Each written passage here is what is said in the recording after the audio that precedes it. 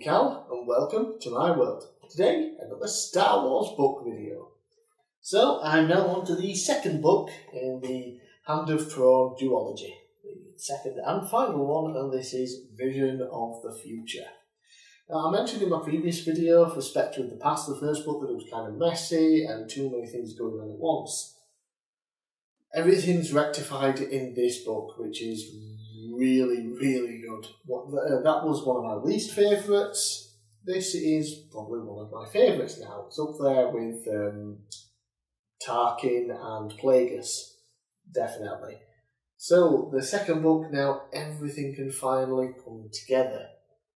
So, Admiral Palion, he's wanting a peace treaty, but his messenger got kidnapped by the other part of the Empire who doesn't want the peace treaty. So he finally discovers this after months of waiting, and no one showed up. Well, weeks of waiting, and Belly Bliss doesn't show up. However, Leia manages to receive part of a transmission that his man had sent before he was kidnapped. Part of the transmission, they've finally got it cracked, mentions a peace treaty, and where to meet Admiral Palion. So she goes to meet him, and yeah, things go pretty well, all things considered. Then we have the strange alien ship that was following Mara and Luke, and they basically followed it. Mara got captured, Luke had to go save her. This is the Hand of Thrawn. This secret location, this secret base, this crazy tower has all this information, and they've been expanding into the Outer Rim, the unknown regions, which is where Thrawn was sent before. That's where he was during the main rebellion strike and war when the Emperor died. That's where he was. Turns out they have all these new regions out there, all these new galaxies and people that they've basically brought to the Empire. And who is running at the Hand of Thrawn? Thrawn's people, his species, which are called the Chiss. I believe it's pronounced, probably cheese or Chiss, I don't bloody know. But yeah, his people are there, and they discovered and they want Mara Jade to help them because they know that there's this huge evil out there and they can't defeat them on their own. But they're also not really interested in helping the rebellion out, the New Republic. So they're sort of stuck in between there. So there's a bunch of cool scenes with Mara Jade and Luke Skywalker there when they're trying to infiltrate this building. They discover who's there, what's there, and they get some information out of there, including the Camas document. And that's where Luke Skywalker and Mara Jade finally reveal their feelings for each other, and Luke proposes to her then and there. So that finally all comes full circle. Took them 10 years, but they finally did it. And then we have Han Solo and Leia. They try and go off for a couple of days vacation, essentially. And they ended up meeting up with a group of clones who were Thrawn had placed them as like a backup plan, all the scattered clones all around the galaxy, and these particular ones had no interest in going back to the Empire. They just wanted to live there in peace with their families. But they do agree to help out by basically taking Han and Lando and trying to find out where the main Empire's base of operations is, so they can infiltrate it and steal the Camas document, because, again, everyone's still after this thing. But unfortunately, they get captured and are introduced to Thrawn, who, of course, isn't the real Thrawn, he's an imposter, but yeah, they don't know that. Thrawn gives them the Camas document. Of course, they finally find out that it's been tampered with, and the names of the Mothans involved have been faked, so they don't do anything with it at the time, thankfully.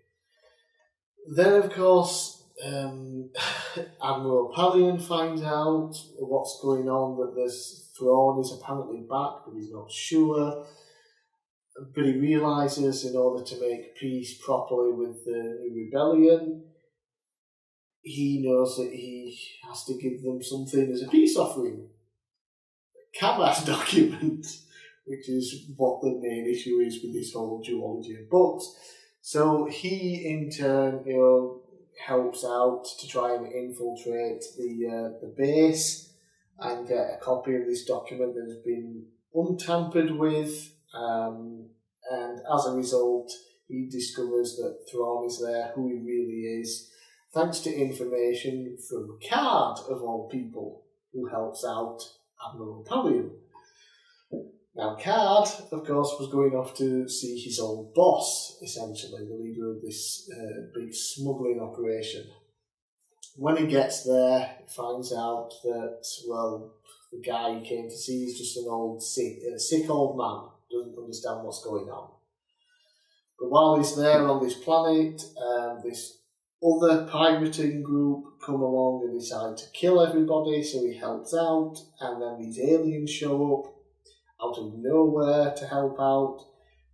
Then he goes back to visit his old boss. Turns out isn't old and sickly, he was just taking the piss essentially. And he even has some force powers, which he's learned from these aliens that we met that helped out.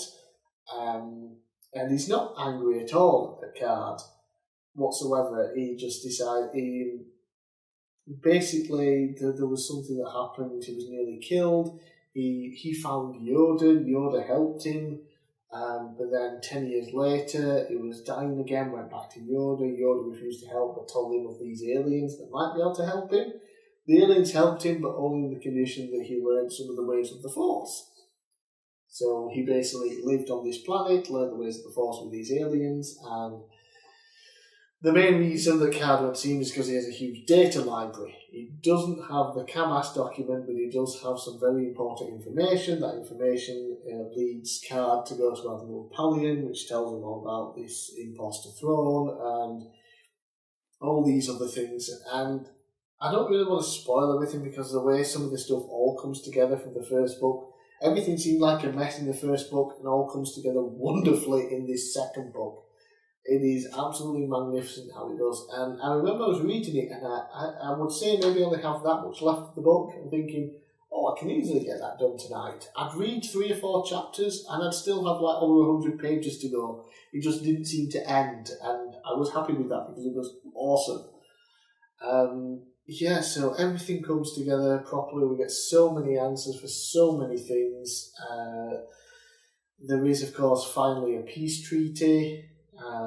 Things like that, and it's just, like I said, just so well done, so well put together, and the way that it follows on from the first book and how it ties all this big mess into one wonderful story is absolutely fantastic.